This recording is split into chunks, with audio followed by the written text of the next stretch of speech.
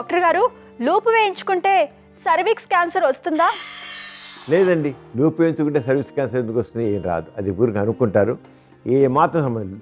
Cervix cancer రావడానికి ప్రధాన కారణం human papilloma virus, HPV virus అంటాం. ఆ వైరస్ సర్వైకల్ క్యాన్సర్ కారణం అవుతుంది. అంతేగాని లూప్ కారణం కాదు.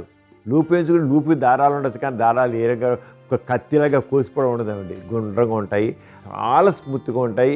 అది ఏరుగా కూడా రుద్దుకోవడం చేత లూప్ వేసిన లూప్ తాళ్ళు అక్కడ ఉన్నాయని ఇప్పుడు తెలియదు. మెత్తగా ఉంటాయి, ఏరగా కూడా ఆ గాయం కలిగించేట్లు ఉండవు.